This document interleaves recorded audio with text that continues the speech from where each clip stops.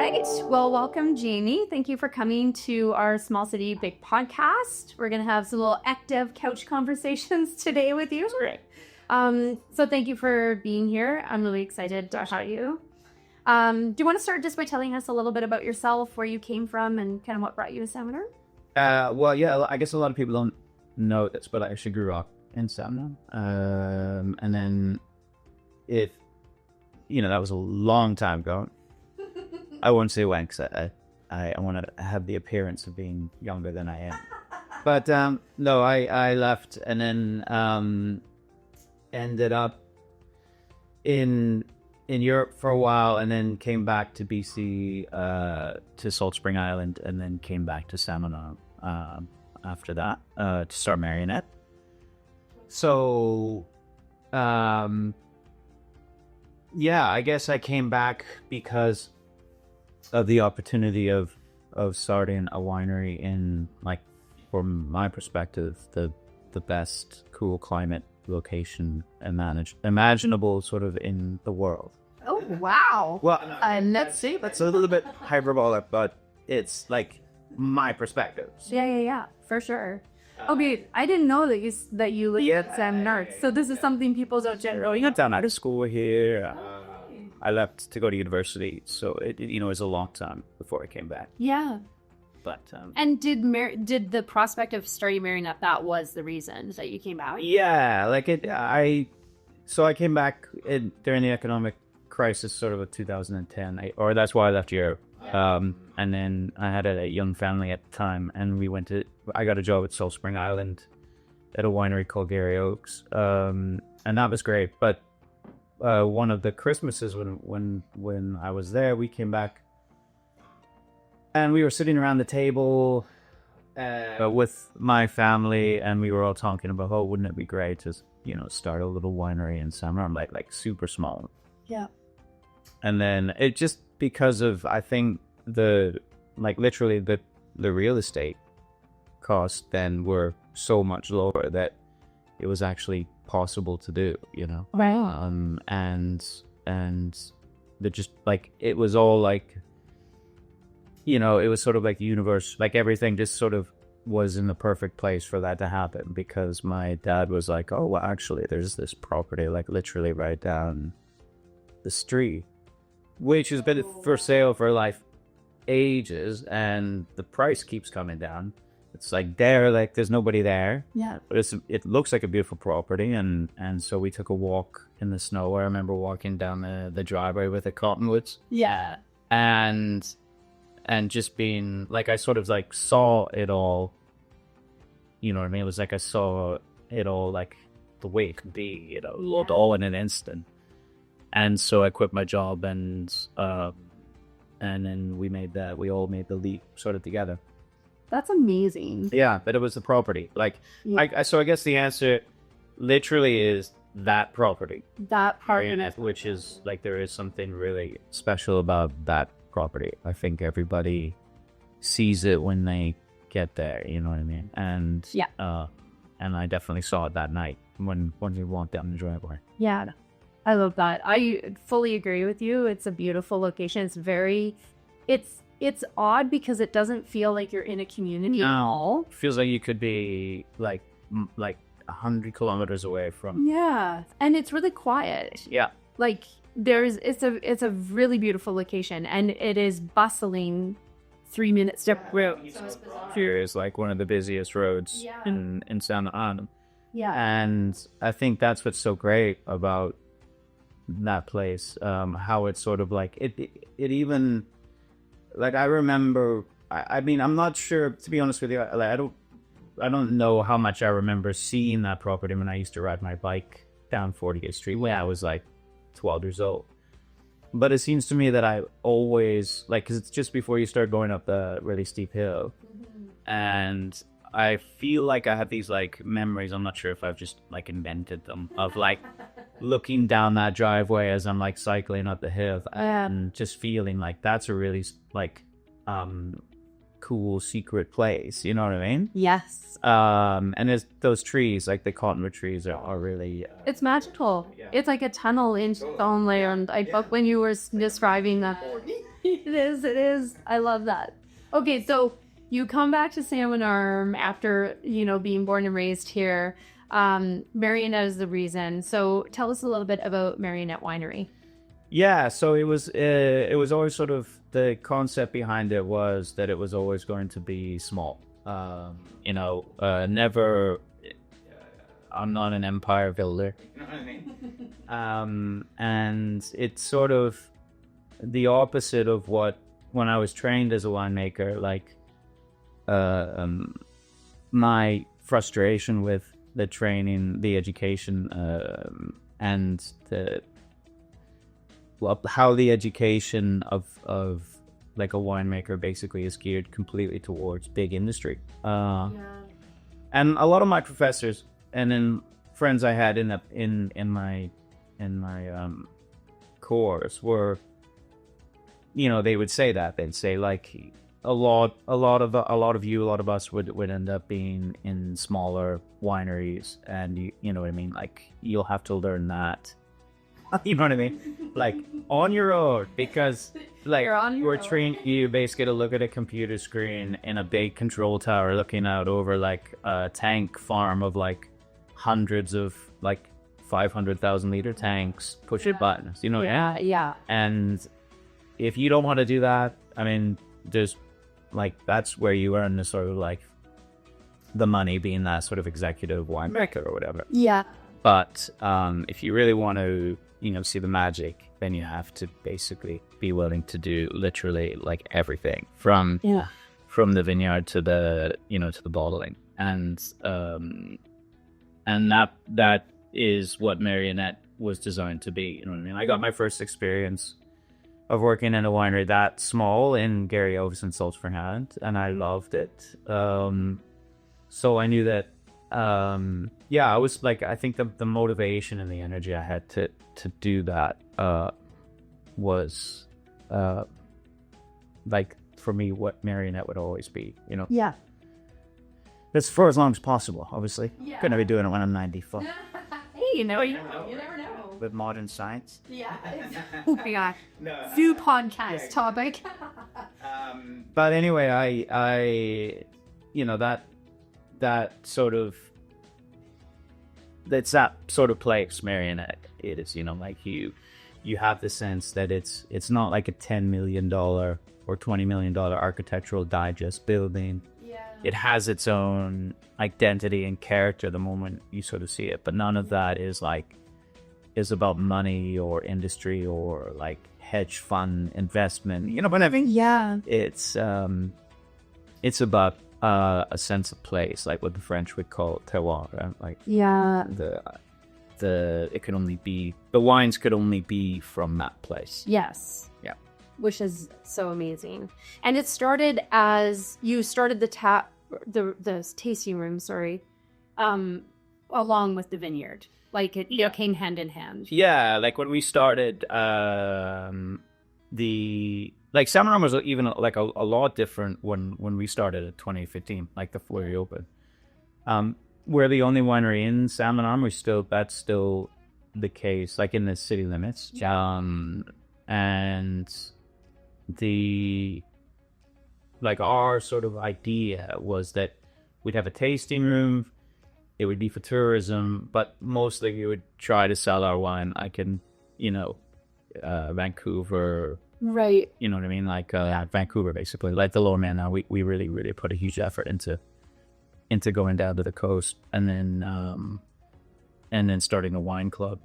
So we didn't have all of the things, like we weren't like a lot of the sort of amazing community of people doing similar things in Salmon Arm.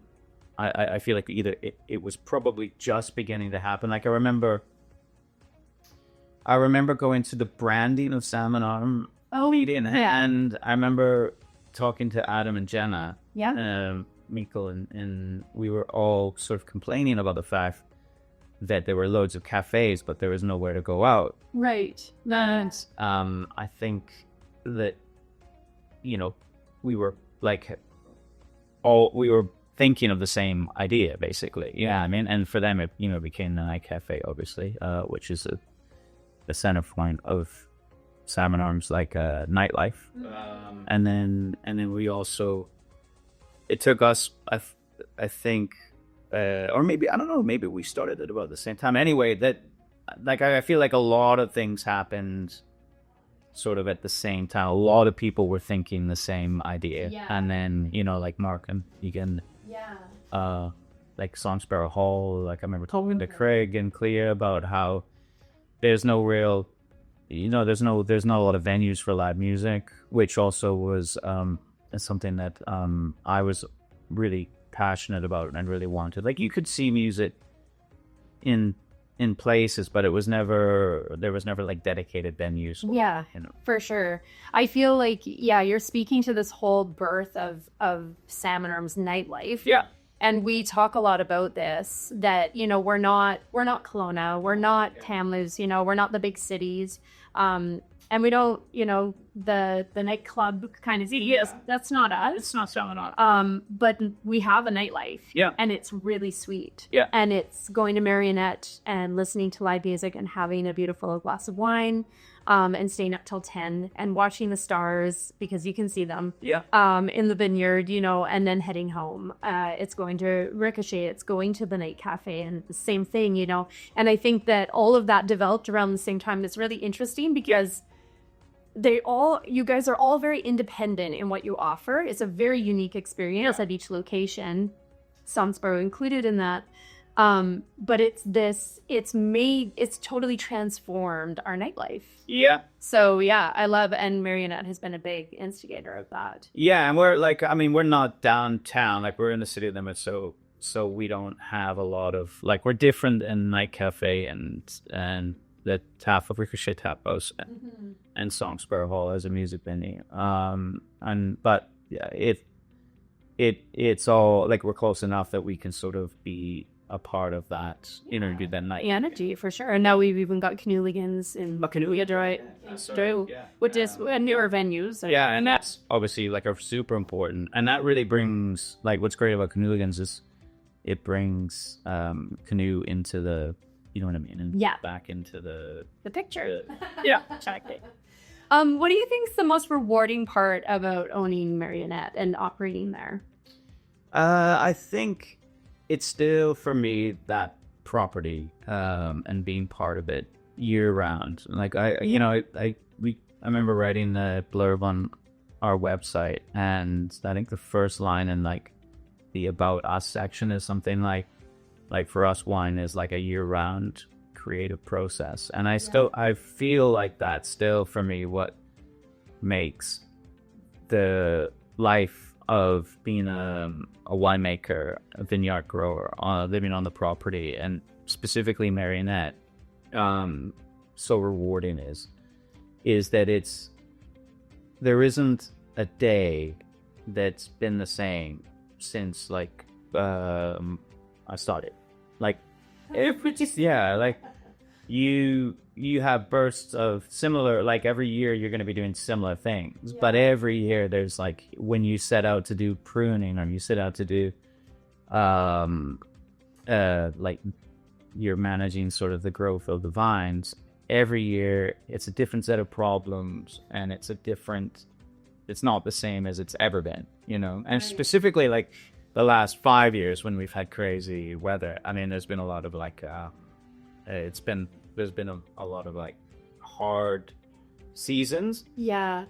But even those, I think what I love about it is that you're like sort of fully engaged in your sort of troubleshooting, creative, like analytical mind. Yes. There's never a sort of like, I can just go on autopilot and do what I did last year. Yeah. You know what I mean? There's no formula. With winemaking, you're dealing with different, like, the grapes are different every year. Yeah. I mean, you get to know them really well, so you can see you can expect a lot of things, but every year the wine's different. Yeah. And I love that. Like, I love vintage differences are one of the most exciting things for me. Like, you spend all year making this thing, and then even though it's made from the same vineyard, same grapes, same vines, every single vine is like an individual. You know, they operate independently in their space to make the grapes that they make. And every year, I feel like they're like me, like they're doing different things to, like, because every season's different. You know what I mean? And they're sort of like they're adapting and engaging with sunlight and what's happening around them. There's so much to it. There's so much to it that I have no idea. There is, and I feel like a lot of people, like, I always, whenever I'm in the tasting room, I always end up nowadays saying, like, everybody thinks of like a winemaker as an artist. And I don't think that's true at all. Well, I mean, I think a winemaker is almost, I almost think of myself more as like a concierge for the vines or the yeast, you know?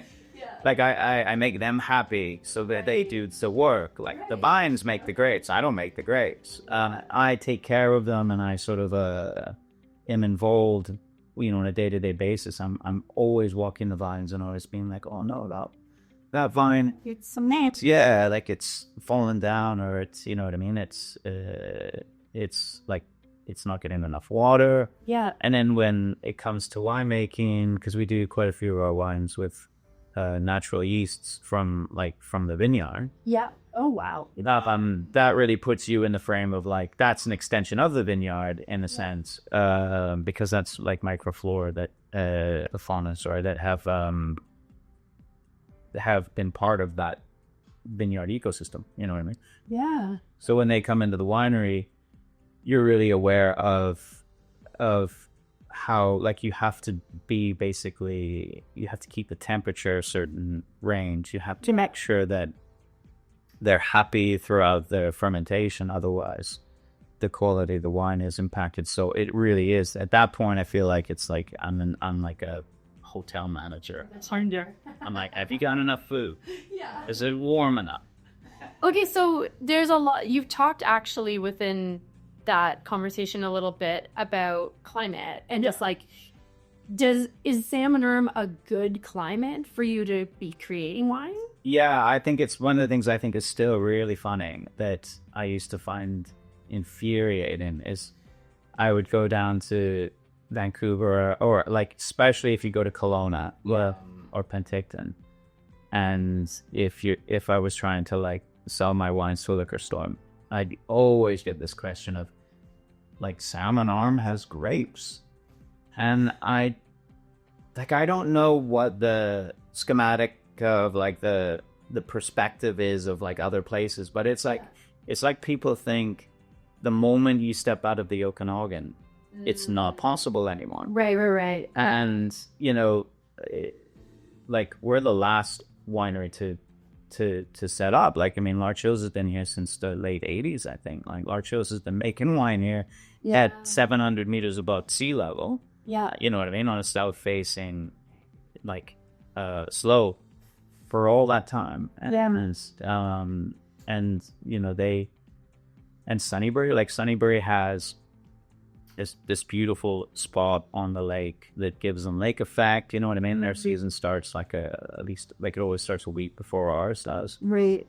There's, you know, I think maybe what I love about Salmon Arm, it is that it has these pockets which are basically, it's a lot like wine regions I love, like Côte de Nuit, Burgundy, where it's not every spot in that town, in that village, or in that region that can make wine, but the choice spots make wine that's like world class, you know. And if you go to Burgundy,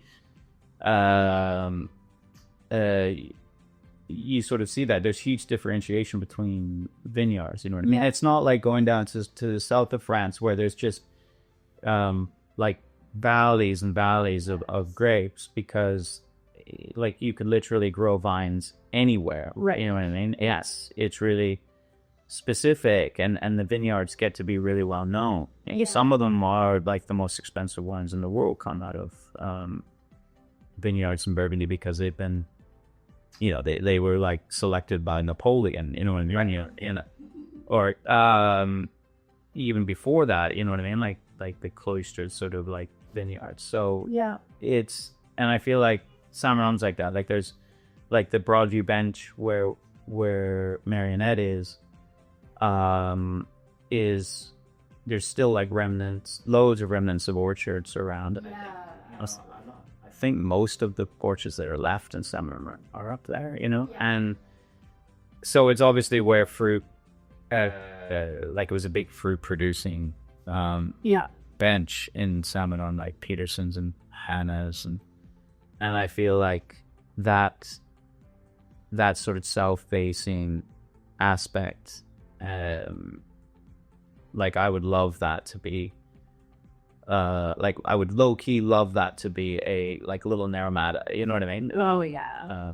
Well, if you, I mean, your destination, that's totally what it is. That's what you feel. That's what you feel like when you go there. I mean, we've got Marionette and North Yards, so that's a start. That's a start. Yeah, It's the journey is starting. You said yeah.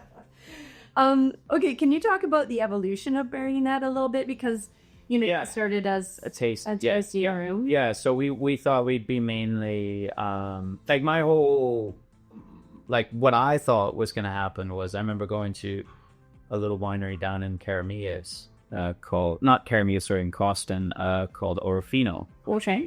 It's a great winery. And he told me that when he started, he basically like barely, like the tasting room was sort of important, but mainly that he got an agent in Vancouver and then like just boom, like shipped Hall's wine down there. Wow. And, you know, I thought at the time, this is like years before COVID, I thought sort of, oh, that'd be great because, you know, it could be in Vancouver all the time. And, you know what I mean? And then just, you know, so we started down that road, and then I think, you know, everything in Salmon Arm was sort of changing, like what we talked about. Yeah. And people started cropping up doing this really interesting thing or that interesting thing. And then my, I guess, focus really started to shift. We started doing like open mic nights and stuff like that. Yeah, friggin' clear. Yeah. But they were just sort of experimental. But I did see how the lounge could be used for, or it wasn't the lounge at that time, but the taste room could be used for that. And then basically it was COVID that really changed everything completely, right? Because we lost, like, I remember I used to love going down to Vancouver and we'd be in like a really cool like restaurant, you know what I mean, in at the Olympic Village or like on Main Street or in Kitsilano, and it was really exciting to go down and like have food at that restaurant, you know what I mean? Yeah. And like be sort of fighting to get into these really cool small restaurants in Vancouver. That was sort of a big part of my you know, I loved that. And then with COVID, all of that sort of went away. And even like liquor stores, we had to totally shift to a completely like, where can we drive the wine? You know what I mean? Like around us. And what are the, like, that was the first time I think when COVID hit where suddenly it was like, wow, I'm really like in this with the other stakeholders in this community. Yeah. And that's all that matters. Right. You know what I mean? Because that's the only way we could survive. So basically the lounge and the patio were licensed that summer. You know what I mean? Okay. And so in 2021? Yeah. Okay. And I think like the one thing we'd done the year before that, we did the Sangria Saturday. Right. Yes. Which I think, I have to talk about that actually, because that's good. That's sort of I think that's what drew us out too. Like I remember sitting in the patio one night after working in the tasting room, and I don't know if it was a Friday or Saturday, but I remember thinking like it was just me with a glass of rosé, sitting under the vines, and I was like, what? Like, it should be like, everybody should be here. Everyone should experience Like this, like the evening is so beautiful. Because like the patio gets like covered in shade from the building, which is behind you. Yeah. And I was like, yeah, what am I doing? Like, this is stupid. And it was such an obvious, like, I remember the first time it ran, I was doing a tasting at the Salmon Arm liquor store. Okay. Well, actually, we'd done it like the week before that. Maybe like 25 people came out. Yeah. And then the next weekend, at about 4:30, 5 o'clock, I'm at the Salmon Arm liquor store doing a tasting. And I got a call from my tasting room staff, and she was like, "You've got to get here because there's like 100 cars." Oh my God. And like people are lined up out the door. Yeah. And I just, like I said to the liquor store, like the people that were working there, I was like, "I'm sorry, I gotta go," right? So I just packed up and I'm like, what's going on? And I drove in and like everybody had parked, like it was as big as like they are now. And we were just totally prepared for it. I so remember those. I remember, and this is how I feel like, smaller towns work is, you've got that word of mouth and people, an exciting thing comes and if it's the right market, the right product with the right market, which you completely did, right? Is we want a place to go to be relaxing, to have that chill vibe, you know, to feel like you're getting a bit of rejuvenation kind of aspect, but you're getting that social and you feel like you're getting your nightlife, but I'm going to be home in bed by 10 or 11 and not to walk the trails in the morning kind of situation. And I remember getting a call from my girlfriend and she said, "You have to come to this Sangria Saturdays." And I was like, I don't even know what this is or where this is. And I lived here. And that's how I got introduced to Marionette. And it was amazing. Yeah, it was like, and it was like, it was what I remember, thinking about that. And it wasn't just me. It was actually Amanda, the other winemaker's idea to do that. But we were talking about that, how it was sort of crazy that we didn't have, and you know what I mean, that wasn't open for people. Yeah. And then, we were thinking it can't just be, it has to be something fun. Like sangria is obviously a summer thing. Yeah. And then I think from there we got a food truck, and then there was all these things like that we sort of put out there that were never used. Like from the very beginning we had that like sand pit underneath the apricot tree. And it was like this idea of like, in case, people have kids. Yeah. That's a great thing for the kids to do. And that we're like, for the first 3 or 4 years, that became such a center point of Sangria Saturday as young families. And we should sort of seen those kids grow up now to be, in elementary school and stuff. But there's always young families that come, and it's, I think that's one of the great things about that patio is that it's so they can go down the steps and play in the field with the horse chestnut tree. Yeah. And you can just have this huge mix of different ages, different people. Yeah. And it reminds me of like when I was living in Europe, I remember I definitely had the idea, I think like a lot of people that study winemaking, that the wine, even I guess you could say my idea of like being in Vancouver, like there's this idea of like when you start a small winery, you have to fight to be a prestigious wine. Yeah. You know what I mean? That's where you have to go. Yeah. And I remember that I was in Italy near Trieste, and that region is sort of like just north of Trieste, and that region's really famous for sort of starting the slow food movement. Okay. And it was just this town where like you biked everywhere, like the best bike lanes I've ever seen. Completely, like a lot of bike lanes they sort of start and stop because you can't like put one through an existing road. Yeah. But like that was the one place I've been where they literally went everywhere. Wow. And everybody in that town at the end of work, not everybody, but like a huge amount of people would bike to this little winery that had a patio very similar to Marionette. Okay. With picnic tables. And because their licensing laws are like way more common sense than BC's, they literally had like in their bar, like just behind the wall, they'd have like small, like maybe 500 liter stainless steel tanks. Yeah. And they'd have like a hose with a gun, and they would just fill up. Oh, hilarious. Like, you know, like, yeah, they were like chills. There was like a chilled white wine tank and then a red wine tank. And I remember my first impression of that was, oh, this one's probably garbage. You know what I mean? Because look what they're doing. Like, yeah, you can present. Yeah, you can't. You know, this can be a good wine if they're like filling up wine glasses with the bar. But the wine was amazing, and I realized, like, when I was talking to my friend who lived there, you know, he was like, well, they do, like, this winery does export, but that's not, like, their main objective is to provide this for the town.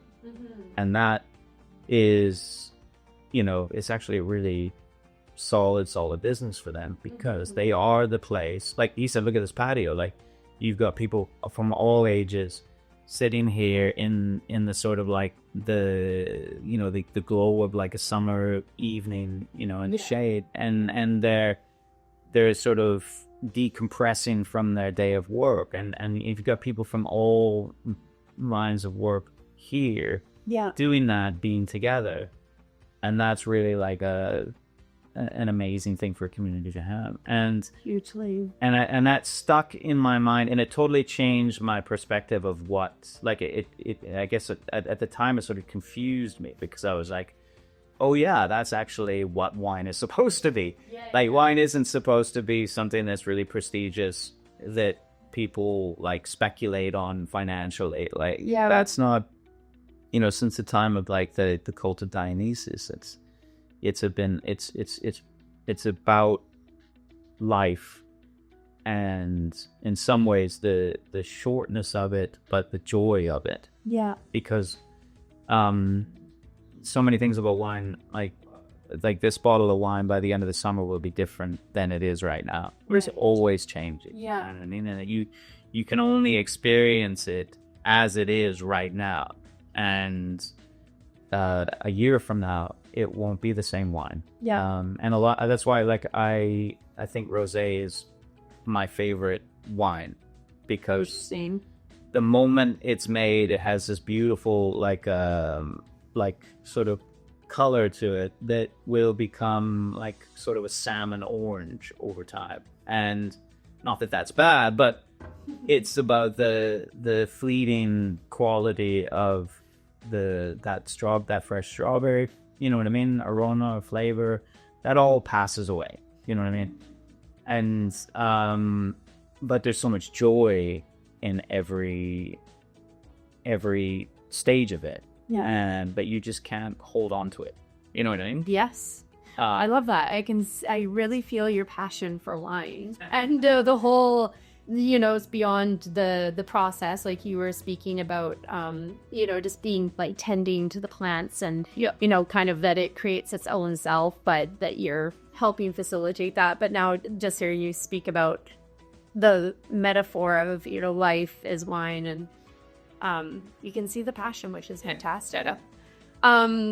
You talked a little bit in there just around community, and sort of, I'd love to hear your perspective on Marionette and the experience you've had in having a business in Salmon Arm, the community, what the community's brought for you. What do you feel like Marionette's done for the community, that kind of thing? Yeah, so for I guess the first part of that is I sort of, like I said, my focus, because of the way the community was, and because of other operators like Megan and Mark and Adam and Jenna and Peg and Clea and all the other people that have, some of them have come and gone, you know what I mean, that were here when we first got here.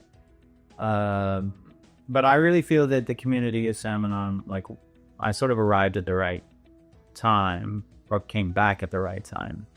Because it's this community that has loads of ideas, you know, and although it's like famous for being like, it's famously conservative, you know what I mean? Like if you step outside of Salmon Arm, what I see in Salmon Arm is this huge potential of ideas and people wanting to like to change it, you know what I mean? Change it for the better. Not change it in the way of like making big, you know, like it sort of evaded the box store catastrophe like Burning and Kelowna did, right? And maybe, you know, hats off to that was true conservatism that stopped that from happening back in the 80s and 90s, whatever. But now I think that there's so many people in town that and you know, some of them have worked with me, like we were talking about just before the podcast about Karina and Jill, and you know, and there's just so many creative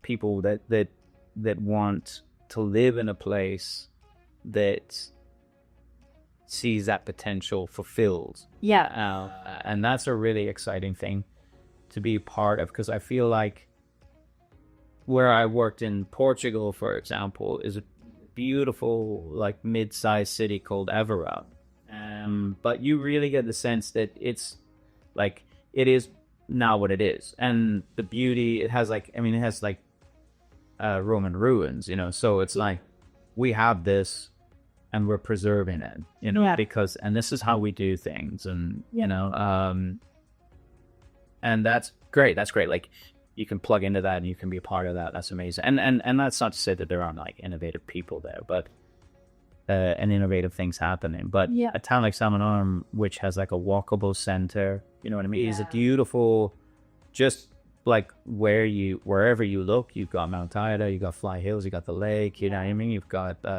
like the Broadview Bench above the town where we are. There's just, everywhere you look, everywhere you go, there's just natural beauty that's phenomenal, you know what I mean, and yet it hasn't been destroyed by development, and there's an influx of people that are basically like over the moon about what it has. And so I feel like that's, you know, that type of community is where you want to be, you know, if you're a creative person. We definitely have a lot. There's a huge entrepreneurial spirit here. There's a lot of people who would like to relocate to Salmon Arm, and so they don't have a pre-existing job to come to, and so their next step is to start a business of their own, to create a job so that they can have the lifestyle that they like. And I think that's what sets Salmon Arm apart in some ways. And I think it actually layers well into the business landscape, that we have this sort of ecosystem of really resourceful, really innovative people all together. And we talk a lot about collaboration over competition in Salmon Arm, and I think that comes from that you know, you've got Amanda, Alabaster and Ivy, who's presenting to you, hey, you know what, let's do this market at Marionette. And you know, she could do that on her own and make her own thing, but she would rather collaborate and, you know, and increase the awareness of Marionette. And I think we just see that so much. You know, it's the tap house downtown that bring your own food. You know, they don't make their own food. It's bring your own food. They're encouraging you to use other businesses. And so we just see that so much in this community, and I think that helps with business. Like it's that's a really good example of Amanda with the markets of Marionette, because that was really like a combination of different ideas and her work with like other artisan vendors, and you know, bringing a venue to them, you know what I mean? That's like she's done an amazing job, and I also think that, you know, it's when you have that happening in a community, everything is really personal in terms of the branding, and how things, like, it is really like everything is really stamped with the creative personality of the entrepreneur that's making it. And I think that's a really rare thing in the world, because most places have bigger companies, you know what I mean? Like high streets in the UK or shopping malls, you know what I mean? Like, yeah, somebody came up with those brands, but it was like it's a corporate brand.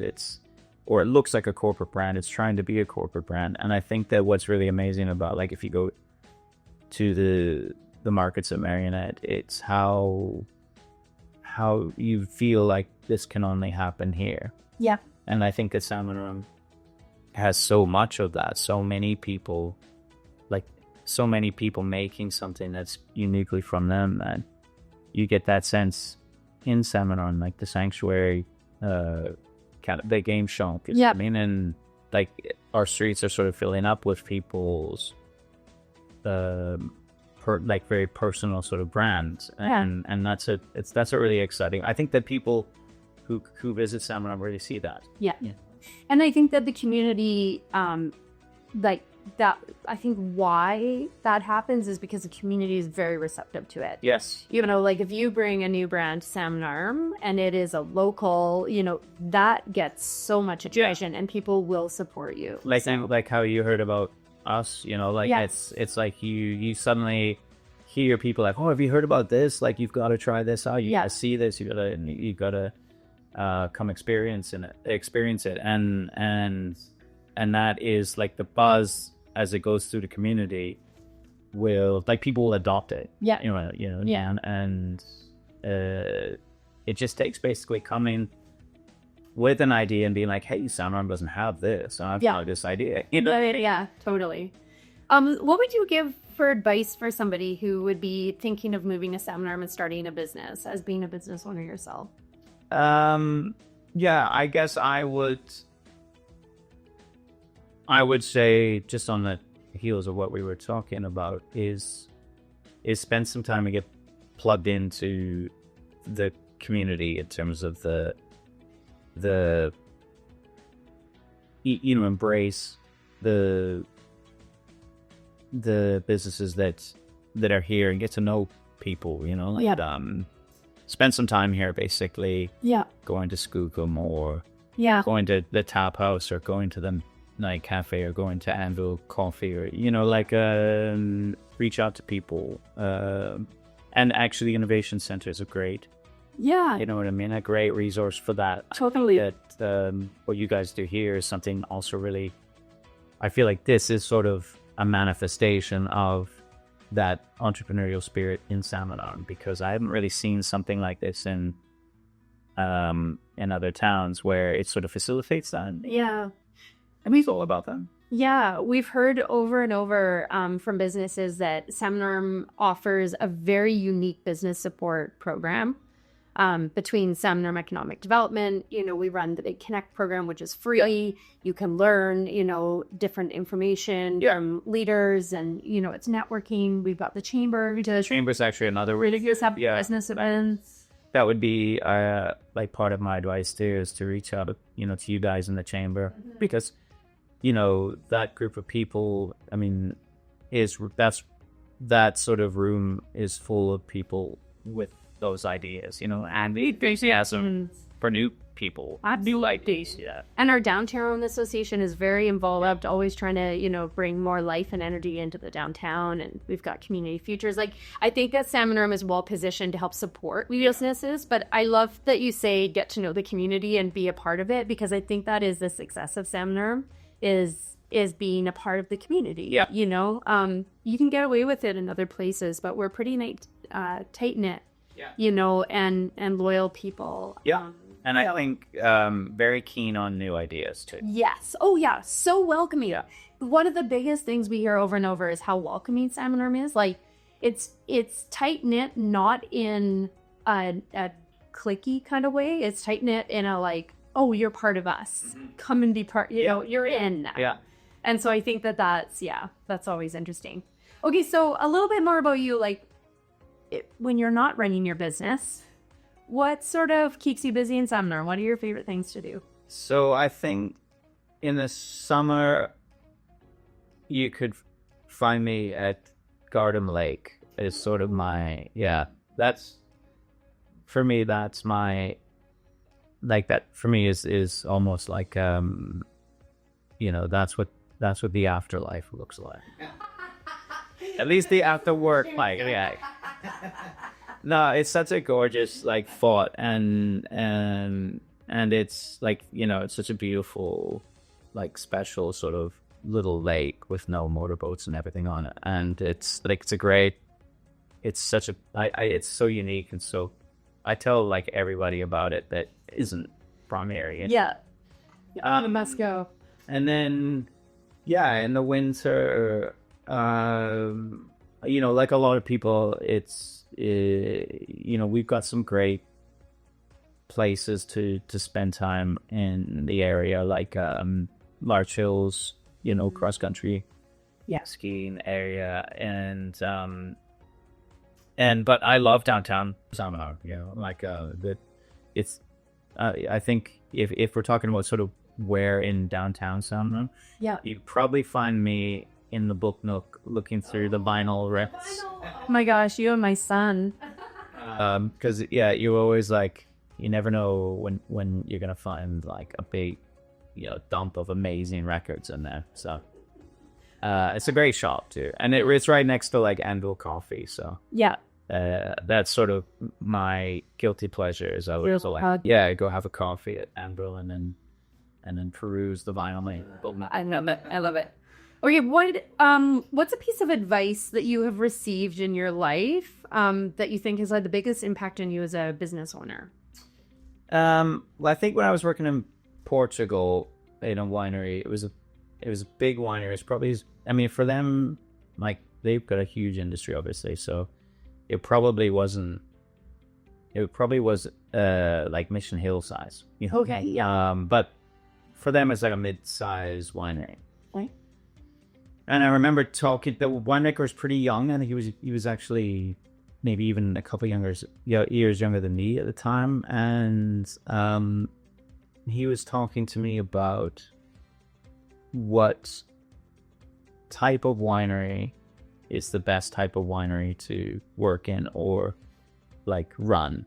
And he said, because I was talking about, I think I may have been complaining about how my like degree was pushing me into like big, you know, all the research, like you're sort of pushed into, for your thesis, you're pushed into doing research for basically making, like, how to make terrible wine good wine. Right. Yeah. And I was really like, you know, disenfranchised with them. Yeah.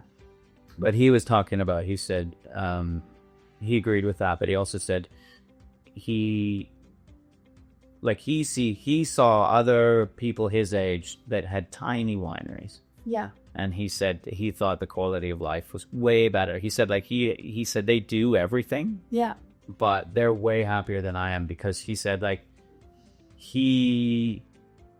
although he was like the owner and the winemaker at this winery, he was only there like 50 days of the year. Yeah. And the rest of it was big enough that basically he was going around the world trying to sell wine into things, you know, like institutions like the BCLDV, for example. Like I like one of his wines is in the liquor store. So he, like, to be successful, he had to do that. Like and not to be successful, but to make the winery like profitable. Yeah.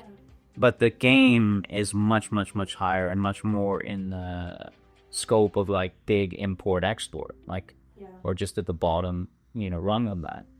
And that's like, if you like that sort of thing, then that's great. But if you like growing grapes and making wine and being part of what that is, then his advice to me was, he said, like, go as small as you can, you know. That's awesome.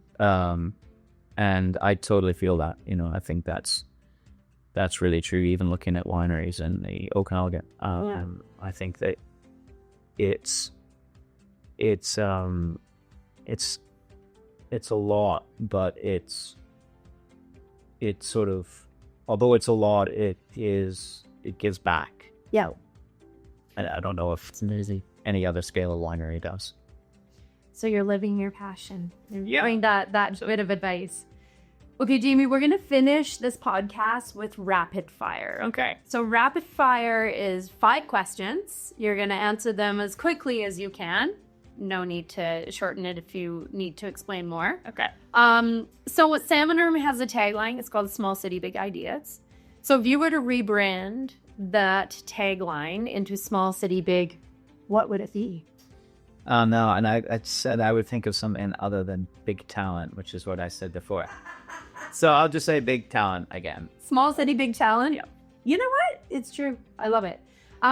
What's your shortest commute of the day? 14 steps. Okay, Salmon Arm has this, like, we're 10 minutes from everywhere. You're 14 steps, which is your shortest commute of the day. I love it. Do you want to do a shout out to any local business heroes or locals in the community organizations? Yeah, the book. No, thank you for it. No. Thank you for my vinyl. Yeah, it's all right. And I definitely want to.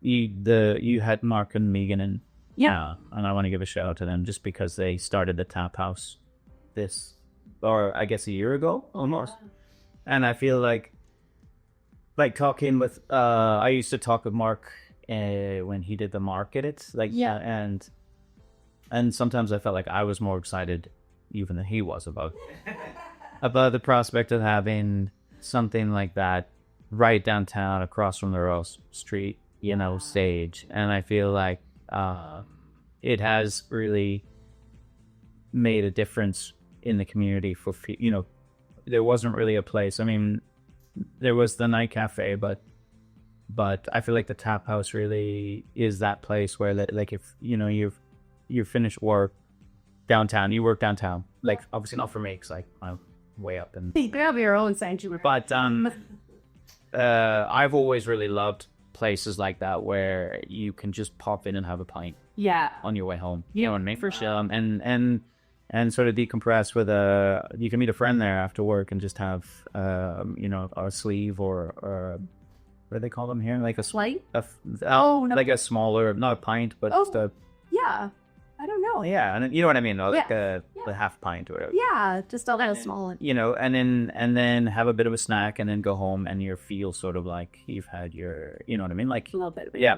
Yeah, for sure. And I think that's a really important thing for a healthy community is, it's something that and I just love that they've got like the bring your own food, like you said, and it's really family oriented. You guys have that very much in common, the family tie. Yeah, and I think that's such an important thing to be able to offer is something that's not exclusive for adults. Yeah. That you can bring the kids and then they can see that sort of healthy going out with friends. Yeah. And atmosphere, what that looks like. I fully love that. I mean, that's our lives. So I think you already answered this, so I might know the answer, but your favorite wine at Marionette? Yeah, I think it's rosé, just for the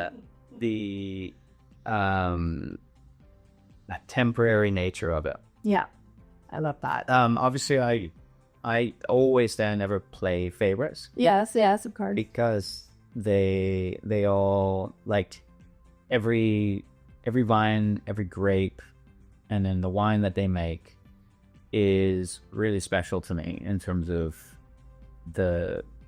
even sort of how and when they're enjoyed. Yeah. And the other wine, if it wasn't rosé, I'd probably choose one of our reds, the Pulcinella, which is it's made in the style of Italian reds. And the reason why I love that style is because it's like, I think Italian culture, and going back a little bit to that place I was talking about in Italy, is I feel like that's a culture, and obviously Italy is very different, but there's like, it's very different from Venice to like Naples. But one thing that's sort of prevalent in that country and how it's developed with wine, its relationship with wine is obviously like millennia old, is that you need three things. You need the right people, the right food, and the right wine. And there isn't this idea of like, oh, let's buy this like $400 bottle of like Bordeaux and just, and just have that, because that's like this really big, powerful, over, dominating wine, or like a big Napa Valley wine or something like that. Yeah. Their culture is really about combining like, food chemistry, wine chemistry, and then people chemistry, Yeah. and I love that. I think that's what wine is really all about, and wines that do that sort of like they increase your the memory making in your mind. You know what I mean? Like that they crystallize that moment into something that you're going to remember the rest of your life. Yeah. I love that. Okay, last question.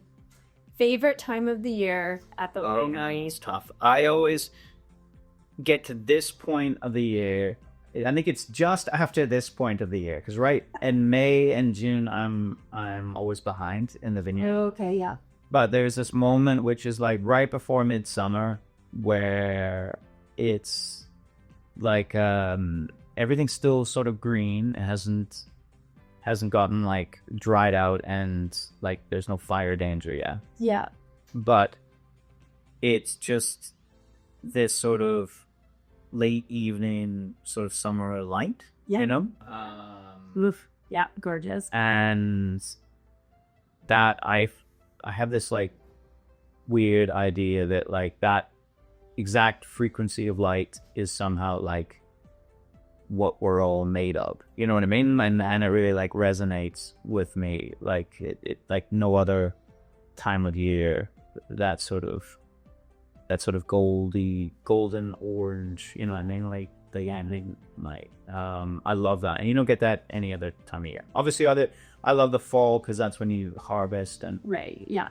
everything culminates in that moment. But I think nothing beats sort of just before midsummer evening. Yeah. I love it. Wonderful. Well, I really appreciate you coming in, and thanks for inviting me. Yeah, I mean, you have brought a lot of vibrancy to the city through Marionette. We're really lucky to have you here for sure, and I'm excited to see where it goes all next. Yeah. All right. Thank you very much.